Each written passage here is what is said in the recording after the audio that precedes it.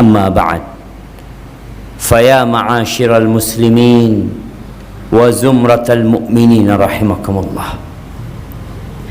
أوصيكم ونفسي بتقوى الله فقد فاز المتقون قال الله تبارك وتعالى في القرآن الكريم يا أيها الذين آمنوا اتقوا الله حق تقاته ولا تموتن إلا وأنتم مسلمون. Saya wasiatkan kepada diri saya sendiri dan kepada semua yang hadir di tempat ini untuk bertakwa kepada Allah Azza wa Jalla, menjalankan perintah, menjauhi larangan. Allah berulang kali di dalam Al-Quranul Karim memanggil orang-orang yang sudah beriman. Allah panggil ya ayyuhalladzina amanu, ya ayyuhalladzina amanu. Tapi ternyata banyak di antara kita yang tidak mengindahkan panggilan Allah Jalla Jalaluh. Kita lebih mendengar bisikan nafsu kita. Allah perintahkan agar kita bertakwa dengan sebenar-benarnya takwa. Bukan hanya ngomong doang bertakwa, tapi tatkala dilihat dari perbuatan, dari ucapan dan perkataan jauh dari nilai-nilai takwa. Jamaah rahimakumullah, Allah mengatakan wala tamutunna illa wa antum muslimun. Kalian jangan mati kecuali dalam kondisi Islam. Itu pesan Allah agar kita menjaga iman ini sampai ajal menjemput kita. Ma'asyiral muslimin rahimakumullah, ada satu perkara yang selalu menjadi penyebab kegundahan manusia, galau jiwanya.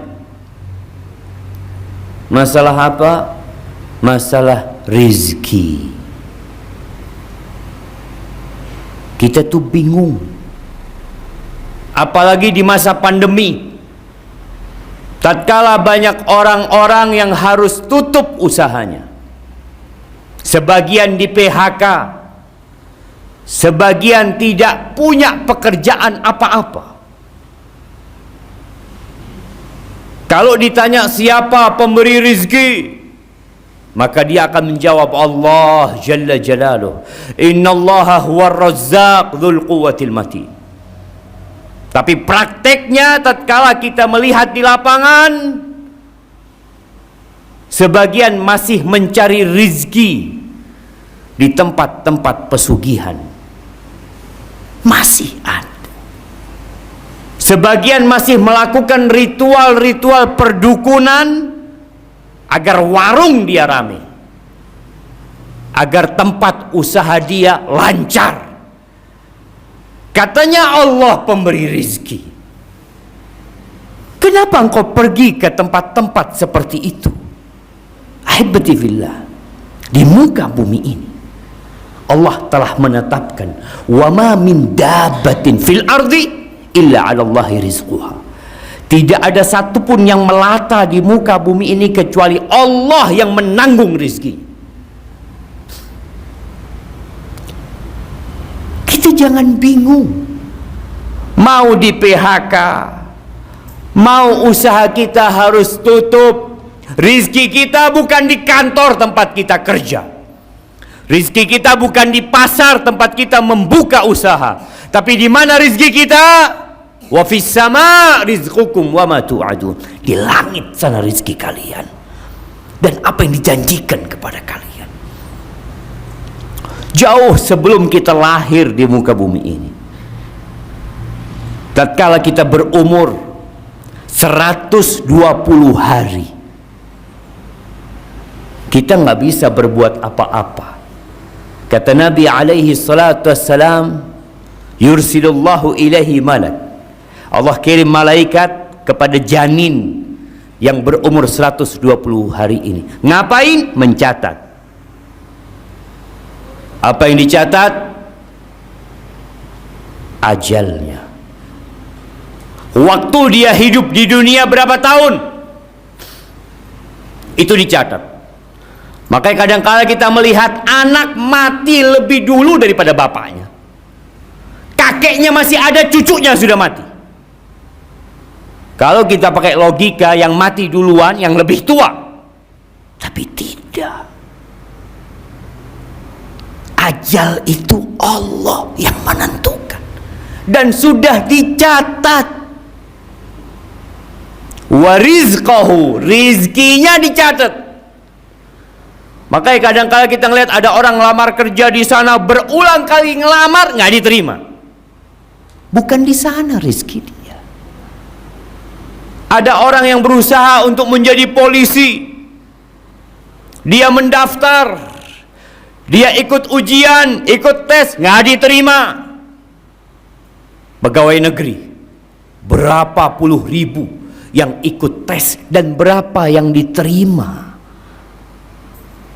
Udah dicatat rezeki. Tugas manusia hanya berusaha. Wa syaqiyun aw sa'id. Allah juga sudah tetapkan siapa yang masuk surga dan siapa yang masuk neraka. Berkaitan dengan rizki, Rasulullah sallallahu alaihi wasallam pernah mengatakan kepada para sahabatnya, "Inna ruhal qudus nafatha fi ru'i." Sesungguhnya Jibril menghembuskan di ruhku. Dia mengatakan, "An la tamut nafs." Enggak akan ada orang mati kecuali rizkinya sudah selesai. Antum lihat, ada orang punya harta 5 miliar, mati. Loh, bagaimana dengan 5 miliar? Bukan rizki dia. Selesai rizki dia. Kadangkala kita ini berpikir, rizki kita tuh uang yang kita tumpuk, rumah yang kita miliki, kendaraan yang mewah.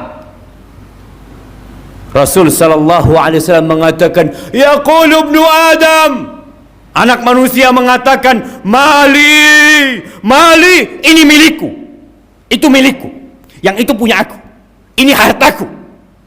Kata Nabi SAW, walaysa laka min malik, engkau tahu mana hartamu? Ma akalta, yang engkau makan lalu jadi kotoran, tuh, itu milikmu. Wa ma labisna fa ablait, yang kau pakai sampai usang, itu hartamu. Wa ma tasaddaqta bihi fa abkait, yang engkau sedekahkan lalu engkau simpan, itu milikmu. Terus rumah, kendaraan, usaha, fatarikuhu linnas, dia tinggalkan buat manusia, bukan punya dia. Maka ingat, kita nggak bakalan mati sampai rizki kita sempurna buat kita. Wala yahmilannakum istibta'u rizq, jangan sampai gara-gara rizkinya lambat datangnya, dia cari dengan cara yang haram. Kenapa kita melihat masih ada pencurian, masih ada perampokan, masih ada begal, masih ada yang melacurkan dirinya? Ada apa? Orang-orang itu kepingin keburu kaya.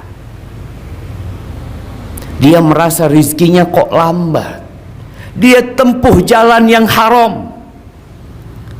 Kata Nabi SAW, fa inna ma indallah, yang di sisi Allah itu nggak bisa diraih kecuali dengan yang diridhain Allah Azza wa Jalla, dengan ketaatan kepada Allah. Yang merasa rizkinya sempit, istighfar. Bukan hanya berpikir, saya kerja keras, saya sekolah tinggi. Berapa banyak yang lulus S2 nggak dapat pekerjaan, tapi hidup berjalan di muka bumi, dia bisa makan. Maka lihat, pintu-pintu rizki itu bukan hanya bekerja, istighfar. Perbanyak istighfar. Bukan berangkat ke dukun kepingin lancar tokonya. Allah Azza wa Jalla mengatakan, faqultu astaghfiru rabbakum innahu kana ghaffara. Aku sampaikan kepada kaumku, kalian istighfar, kalian minta ampun sama Allah. Allah itu Maha Pengampun. Ahibati fillah, bumi ini milik Allah, kita juga milik Allah. Yang kasih rezeki itu Allah, bukan bapak kita, bukan ibu kita. Minta ampun sama Allah. Yursilis sama alaikum midrara wa yumdidkum bi amwal wa banin wa yaj'al lakum jannatin wa yaj'al lakum anhara. Kata Allah, Allah akan berikan kepada kalian air hujan yang melimpah, yang bermanfaat buat kalian. Allah akan tambahkan buat kalian anak-anak, harta benda.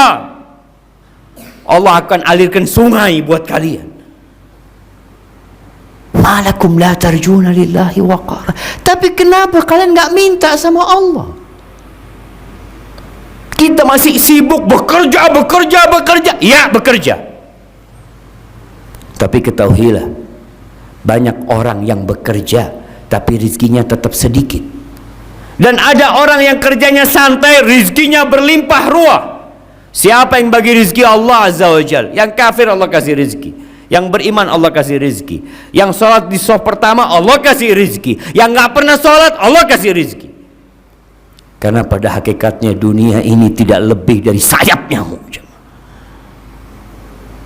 Istighfar yang muslim, minta ampun sama Allah, bertawakal sama Allah, serahkan semuanya sama Allah. Ketika keluar rumah, apa yang kau katakan? Bismillah, tawakkaltu ala Allah, la haula wa la quwata illa billah. Jangan mengandalkan pekerjaanmu. Berapa banyak tadi yang kita sampaikan, orang di PHK, dia berharap anak kerja di tempat ini makmur sampai mati anak akan bekerja. Di PHK dia berhenti bekerja, lalu mengatakan, oh rizkiku terputus. Lah, yang kasih rizki bukan tempat kau kerja. Innallah war-razzaq dzul quwwatil matin. Serahkan sama Allah.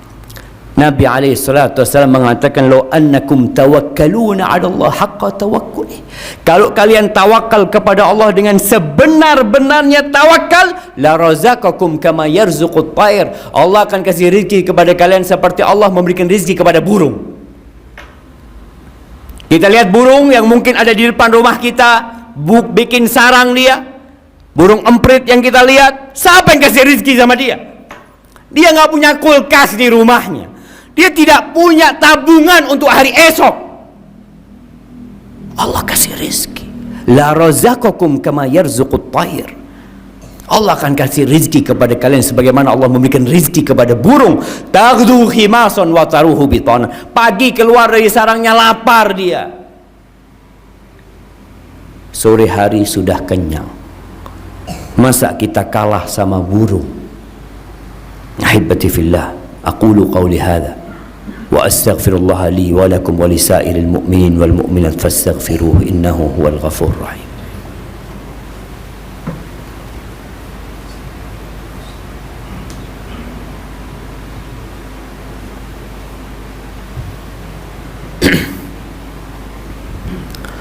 Alhamdulillah wa kafa, wassalatu wassalamu ala nabiyil mustafa wa ala alihi wa ashabihi wa man iqtafa, amma ba'd.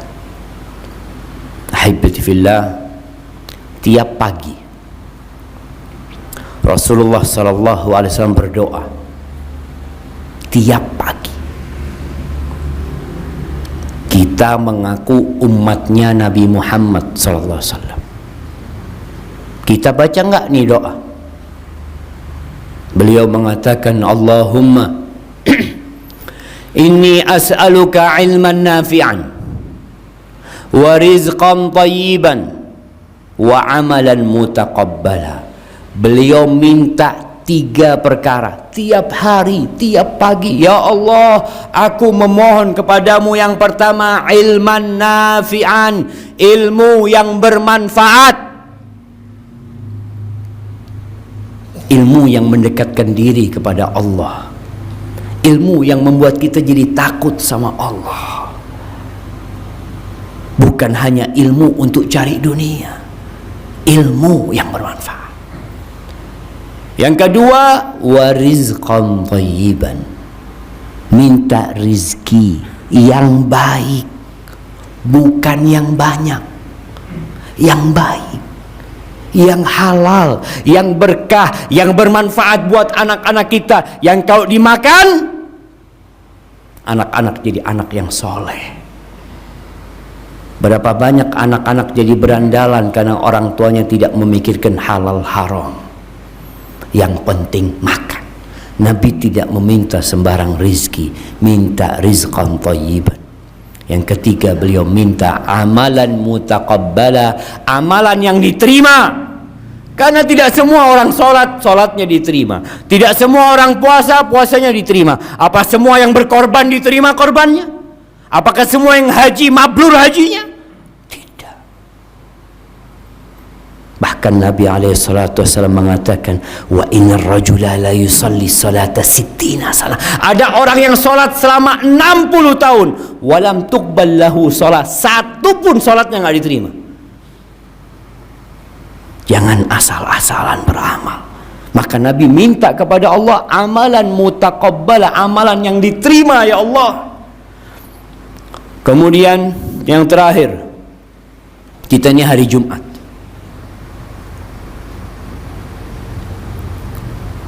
Ada surat dalam Al-Quran Karim namanya surat Jumat. Sebagian kita sampai mati nggak pernah baca surat Jumat. Sampai tua nggak pernah tahu aturan datang salat Jumat.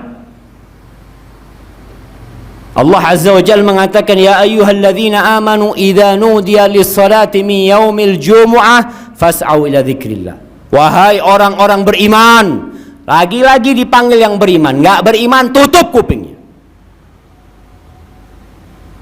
Engkau beriman dengarkan. Kalau kau orang kafir tutup kupingnya. Ini panggilan spesial. Apa kata Allah? Kalau dikumandangkan azan Jumat, segera engkau, segera. Ana lihat masih banyak yang hadir setelah imam naik mimbar. Kemana engkau? Sibuk cari dunia? Mau dibawa kemana itu dunia? Engkau lihat kuburan manusia, nggak ada satupun yang bawa rumahnya ke sana. Allah panggil. Malaikat itu hadir ketika Jumatan. Dia mencatat orang-orang yang datang. Tapi tatkala imam sudah naik mimbar, malaikat tutup bukunya. Engkau tidak tertulis di sana. Dan terus tiap Jumat kita telat, jemaah. Ada orang yang telat karena keperluan, tapi ada orang yang telat karena meremehkan panggilan Allah Azza wa Jalla. Dipanggil komandannya, nomor 1 dia, berada paling depan. Dipanggil Allah hayya ala shalah, terakhir dia datang. Maka tolong dibaca surat Jumat agar kita benar-benar tahu dengan aturan muslim dengan hari Jumat. Dan hari Jumat ini harinya bersolawat kepada Nabi alaihi salatu wassalam. Engkau mengaku umatnya Nabi, innallaha wa malaikatahu yusalluna ala Nabi. Allah bersolawat sama Nabi. Malaikat-malaikat yang gak pernah berbuat dosa solawat sama Nabi. Ya ayyuhalladzina amanu sallu alaihi wa sallimu taslima.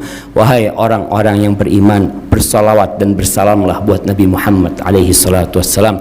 Allahumma salli wa sallim wa zid wa barik wa an'im ala sayyidina wa maulana Muhammad. Allahumma ighfir للمؤمنين والمؤمنات والمسلمين والمسلمات الأحياء منهم والأموات إنك سميع قريب مجيب الدعوات. اللهم إنا ظلمنا أنفسنا وإن لم تغفر لنا وترحمنا لنكونن من الخاسرين. ربنا لا تزغ قلوبنا بعد إذ هديتنا وهب لنا من لدنك رحمة إنك أنت الوهاب. اللهم أصلح ولي أمرنا وولاة أمور المسلمين. اللهم أصلح ولي أمرنا وولاة أمور المسلمين. ربنا آتنا في الدنيا حسنة وفي الآخرة حسنة وقنا عذاب النار. وسبحان ربك رب العزة عما يصفون وسلام على المرسلين والحمد لله رب العالمين.